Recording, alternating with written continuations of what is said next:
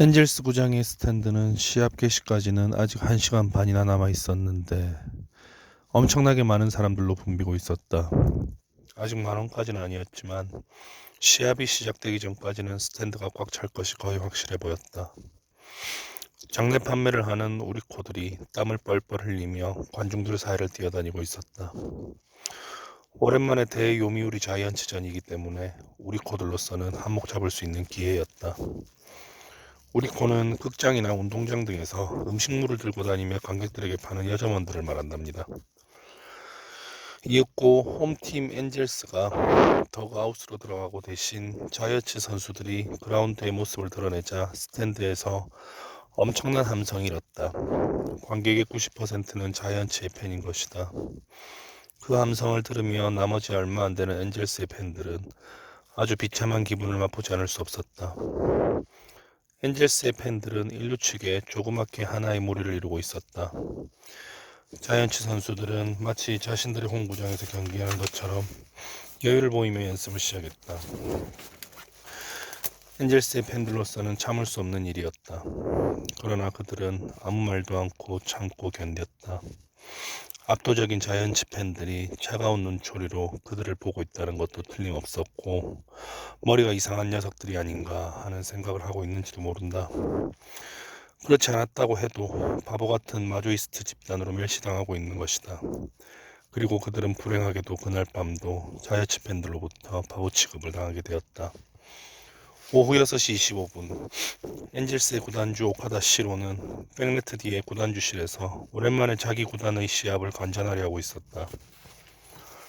그는 기분이 안 좋았다. 구단 사장인 사사키가 곁에 함께 있었지만 말을 걸려고도 하지 않았다. 그는 건설업계에서는 시카시마 건설에 이어 업계 제2위를 랭크하고 있는 올림픽 건설의 사장으로 한껏 가슴을 펴고 살아왔다. 그가 원하는 것은 무엇이든 간에 대부분 생각한 대로 되었고 살아오면서 패배감을 맛본 적은 거의 없었다. 하지만 지금의 그는 초조한 기색을 하고 떨떠름한 얼굴로 시가를 물고 있을 수밖에 없었다. 무리도 아니었다. 그의 팀은 너무나도 안심했다. 리그 수위를 달리고 있는 자이언츠와 26게임이나 차이 나는 최하위인데다 현재 9연패를 달리고 있었다. 엔젤스는 그의 유일하고도 심각한 고민거리였다. 엔젤스에서 손을 떼시죠. 회사의 입장에서 지금은 어떤 메리트도 없지 않습니까? 이렇게 말하는 중역들의 광고를 그는 야구단을 만들고 난 뒤 20년 동안 거의 매일처럼 들어왔다. 매스컴으로부터 무기력한 엔젤스라고 놀림을 당하고 있는 것도 알고 있었다. 그래서 그는 이렇게 구장에 온 거였다. 구단주가 눈을 부릅뜨고 경기를 보고 있으면 선수들도 분발하겠지. 가끔은 이렇게 야구장에 직접 보러 오지 않으면 안 된다. 제기를 설마 염치 없이 10연패해야겠냐. 하지만 1회 초에 엔젤스의 선발 나인이 그라운드의 각자 위치로 흩어질 때 오카다는 온몸에 털이 곤두서는 듯한 오한을 느꼈다. 상식적인 로테이션에서 본다면 선발은 고쿠라가 나오지 않으면 안 되는데 마운드에 오른 것은 어제까지 2군에서 던지고 있던 투수였다. 이름조차 기억나지 않는 선수였다. 다시 마운드를 주의 깊게 바라보니 중견수도 주전이 아닌 선수가 수비 자리에 있었다. 아직 1군에서 안타를 때린 적도 없는 루키였다. 어찌된 일인지 그 루키가 4번 타자였다. 구단주의 불가해한 기분과는 반대로 엔젤스의 감독은 자신만만한 모습으로 벤치에 앉아 있었다. 어떤 팀하고 붙어도 절대로 지지 않을 베스트 나인으로 선발 명단을 짰다는 듯한 표정이었다. 시합이 시작되고 불과 10분도 채 지나지 않아서 자이언츠가 볼넷과 3개의 중거리 안타를 묶어 3점을 올렸을 때도 그의 표정은 변하지 않았다. 기죽지 마. 파이팅을 보여주는 거야. 3회와 4회에 안타와 에러로 추가 실점을 한 뒤에도 그의 희망은 사라지지 않았다. 아직 끝나지 않았어. 그는 마음속으로 중얼거렸다. 신의 바우가 그렇게 쉽게 없어질까 보냐. 엔젤스의 팬들 쪽에서는 절로 탄식이 새 나왔고 반쯤은 포기한 상태였지만 그래도 마음 한구석에는 뭔가가 일어날 것이라는 기대도 남아있었다. 그들로서는 도무지 영문을 알 수가 없었다. 그런 심리 상태에서 간신히 이런 생각을 짜냈다. 엔젤들은 반드시 기적을 일으켜 보여줄 생각인 거야. 그렇지 않고서야 이런 멍청한 배팅 오더를 짤 리가 없잖아. 엔젤스 선수들은 혹시 그러한 열혈 팬들의 기대에 진정으로 보답하려고 했는지도 모른다. 7회 초까지 5대0 상태가 계속 이어지는가 싶더니 7회 말 1번 타자부터 시작되는 호타순에서 갑자기 매서운 공격으로 전환하는 것이었다. 그때까지 안타 하나만을 내주며 압도하고 있던 호리우치를 맞아 첫 두 타자가 연속으로 빨랫줄처럼 뻗는 안타를 쳐냈다. 그것이 계기였다. 호리우치 스네오는 드래프트 1위로 지명받아 1966년 거인에 입단 첫해 14명승, 56이닝 무실점 등의 놀라운 기록을 남기며 16승 2패, 방어율 1.39의 성적으로 신인왕과 사와무라상을 동시에 수상했습니다. 타격의 왕정치, 나가시마와 함께 에이스로서 안정적으로 마운드를 이끌며 자이언츠의 빅토리9 시대에 맹활약했습니다. 통산 203승 139패, 방어율 3.27입니다. 이어서 3번 타자도 냅다 배트를 휘둘렀는데 타구는 눈 깜짝할 사이에 중견수 앞으로 날아갔다. 하지만 2루 주자가 맹렬히 홈으로 미끄러져 들어온 순간 포수인 야마쿠라가 그 위를 덮쳤다. 미친듯이 격렬하게 달리던 시바타가 대담한 백홈을 시도하는 것이었다. 한 발의 차이로 타치아웃. 야마쿠라 가즈히로, 에가와 나시모토, 사이타, 구하다 등의 1급 투수와 배터리를 이룬 요미우리의 안방마님. 87년도에는 자신의 최고 타율인 2할 7푼 3리에 22홈런, 66타점으로 대활약해 요미우리의 리그 우승에 크게 공헌했고 요미우리 역사상 최초로 포수로서 MVP에 선정되었습니다. 사기꾼, 멍청한 놈. 우리들은 야구를 보러 온 거다. 엉덩이로 마당을 쓰는 거나 보러 온 게 아니야. 그러나 생각 있는 팬들은 사태를 냉정히 분석했다. 시바타의 백홈은 결과가 좋지 않았을 뿐이다. 아직 1사 1리로 득점 기회는 살아있었다.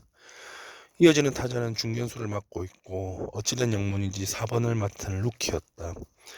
그가 타자석에 들어서자 마운드의 호리우치가 그를 향해 뭐라고 외쳤다. 만약 관중석에 독순수를 배운 관중이 있었다면 그가 이렇게 말했다는 걸 알았을지도 모른다.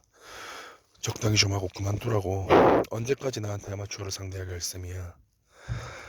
그때까지 그는 앞선 두 타석 모두 3구 산진이었다.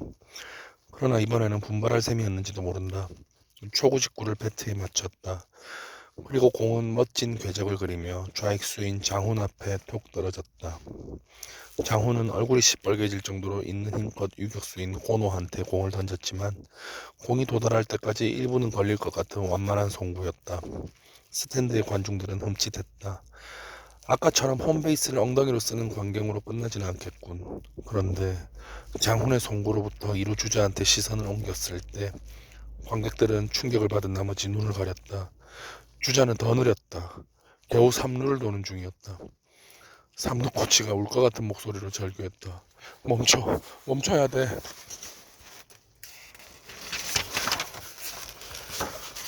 그러나 그는 땅을 쿵쿵 울리고 엉덩이를 덜렁덜렁 흔들며 홈으로 돌진해갔다. 야마쿠라가 홈베이스 위에서 깜짝 놀란 얼굴로 달려오는 주자를 쳐다보았다. 공은 이미 그의 밑에 안에 들어있었다. 주자는 벤치로 돌아가던 도중에 자신이 아웃된 지점 근처를 몇 번이나 돌아다보았다. 그것을 본 관객이 어이가 없다는 듯이 야유를 늘렸다. 그게 머리를 갸웃거릴 만한 플레이였냐? 그날 밤 엔젤스는 희한했다. 그 정도로도 아직 파이팅을 잃지 않고 있었다. 5번 타자는 볼에 덤벼들어 3루수와 유격수 사이를 빠지는 대안타를 쳐냈다. 2-3할루. 장훈입니다. 일본 이름 하리모토 이사오. 타자의 모든 것을 다 갖춘 불세출의 천재 타자. 1940년 히로시마에서 출생했습니다. 원래 오른손잡이였으나 4세 때 입은 화상으로 오른손 약손가락과 새끼손가락이 붙어버려 오른손을 쓸 수 없게 되었고 초등학교 4학년 때부터 야구를 시작하며 좌투좌타로 전향하였습니다. 어렸을 때 집 근처에서 요미우리 자이언츠 선수들이 식당에서 식사하는 것을 보고 야구 선수를 동경했고 어머니에게 넓은 집을 사드리고 맛있는 음식을 마음껏 먹자는 두 가지 꿈을 가슴에 담고 폐 타이어를 배트로 두드리며 매일매일 야구 연습을 했습니다. 고등학교 졸업 후 자이언츠 입단이 내정되었지만 학교 야구팀에서 후배 폭행 사건이 일어나 장훈은 아무런 관련이 없었지만 이미지 실추를 우려한 자이언츠 측이 계약 내정을 취소했습니다. 1959년 프로 첫해 도웨이 플라이어스 현재 니호넴에서 뛰며 타율 2할 7푼 5리 13홈런으로 신인왕 타이틀을 획득했습니다. 1961년 수비 타자에 처음 올랐고 62년 3할 3푼 3리 31홈런으로 도웨이의 리그 우승과 일본 시리즈 우승을 이끌며 MVP로 선정되었습니다. 그리고 67년부터 4년 연속 수비 타자 타이틀을 차지했고 특히 70년에는 당시 역대 최고 타율인 3할 8푼 3리를 기록했습니다. 76년도에 전년도 꼴찌로 추락한 자이언츠로 이적하면서 전성기 때의 타격이 되살아나 자이언츠의 7677 리그 우승에 공헌했습니다. 80년에 롯데로 이적해 전임 미답에 3,000안타 기록을 세우고 이듬해 은퇴했습니다. 수위 타자를 7번 역대 1위이나 차지하였습니다. 죄송합니다. 수위 타자를 7번이나 차지했습니다. 통산 4말 1푼 9리 역대 3위, 안타 3085개 역대 1위, 홈런 504개 역대 6위, 타점 1676 역대 4위, 2루타 420개 역대 5위, 3루타 72개 역대 9위, 도루 319개 역대 22, 사구 1274개 역대 3위, 득점 1523 역대 3위, 시합 2752 역대 3위, 타수 9666 역대 2위, 3점 815개, 삼진 815개입니다. 힘내라 엔젤스, 연패를 탈출하고 호리우치를 박살내라. 부끄러움을 무릅쓰고 원단이 다시 한번 깃발을 흔들기 시작했을 때 6번 타자에 가볍게 갖다 맞춘 타구음이 울렸다. 비명 잃었다. 1루 옆을 빠지는 총알 같은 라인 드라이브. 말로 주자를 모두 불러들일 수 있는 2루타 코스였다. 타구가 너무도 통렬해 왕정치는 수비 위치에서 한 발자국도 움직이지 못했고 호리우치는 타구의 행방을 보려고도 하지 않았다. 엔젤스가 호리우치로부터 드디어 그의 우승을 빼앗은 것이다. 왕정치, 일본 이름 오사다 하루, 일본 프로야구에 살아있는 전설. 62년부터 74년까지 13년 연속 홈런왕에 오르는 것을 비롯해 15번이나 홈런왕에 올랐고 타점왕 13회, 수위타자 5회, MVP에 9회 선정되었습니다. 통산 홈런 868개, 타점 2170점, 득점 1967점, 장타 1315개, 사구 2390개, OPS 1.080의 기록들은 일본 프로야구 역대 1위의 기록들이 됩니다. 그런데 다음 순간 스탠드의 관중들 눈에는 일루심이 하늘을 찌를 듯이 오른손을 올리고 있고 자이언츠의 선수들이 벤치 쪽으로 줄줄이 돌아가는 광경이 비춰졌습니다. 뭔 일이 벌어진 거지? 얼마 동안은 아무도 이해하지 못했다. 그러나 일루심 옆에서 일루 주자였던 선수가 타구에 맞은 옆구리를 손으로 감싸지고 창피하다는 얼굴로 폴짝폴짝 뛰기 시작했을 때 스탠드에서는 엄청난 폭소가 일었다.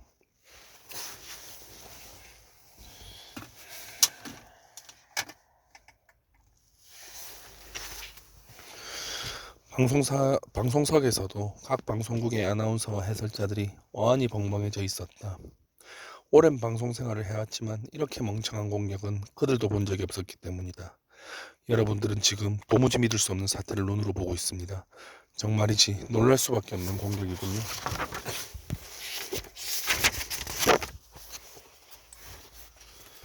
냉정을 되찾은 아나운서가 말했다.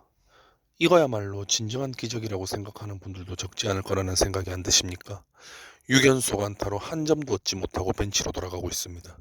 아마도 이런 일은 과거의 어떤 기록을 살펴봐도 예가 없겠지요. 저는 아직도 믿어지지가 않습니다. 하지만 실제로 눈앞에서 일어났습니다. 정말이지 이것은 엔젤스의 야구로밖에 할 수 없군요. 해설자인 야마모토 씨는 말문이 막혀버리고 말았습니다. 그래서 제가 이렇게 혼자 떠들 수밖에 없습니다. 라디오를 꺼. 누구야? 이런 상황에서 라디오를 듣고 있는 게 바보냐? 구단주실에서는 오카다 시로의 분노 어린 목소리가 울려 퍼졌다. 구단 사장인 사사키가 얼굴이 창백해져 황급히 라디오 스위치를 껐다. 결국 엔젤스는 웃음거리가 되고 말았을 뿐이었다. 그리고 깨끗하게 10연패를 기록했다. 그러나 선수들은 별로 괴로워하는 기색도 없이 웃으며 구장을 빠져나갔다. 선수들은 서로서로 감싸고 위로해 주었다. 언젠가는 이길 거야. 누가 나빠서 이렇게 된 게 아니야. 도대체가 자이언츠 녀석들이 째째한 거라고. 수위가 결정되었으면서도 그렇게 정색을 하고 경기할 것까지는 없잖아. 그들에게는 이렇다 저렇다 할 일도 아니었다.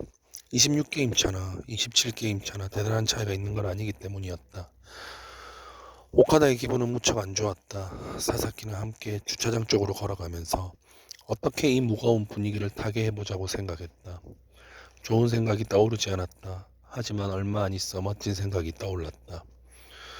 저 감독을 다른 사람으로 바꿔보면 어떻겠습니까? 오카다가 몸을 획 돌렸다. 그리고 눈을 부라렸다. 자네는 어떻게 그런 원시적이고 멍청한 생각밖에 하지 못하는 건가?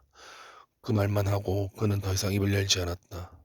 뚱한 얼굴로 올림픽 건설의 사장 전용차 쪽으로 걸음을 옮겼다. 차 옆에 검은 그림자가 서 있었다. 어두워서 잘 보이지는 않았지만 아무래도 코치인 나카야나기인 것 같았다. 야구 감독 일 여기까지입니다.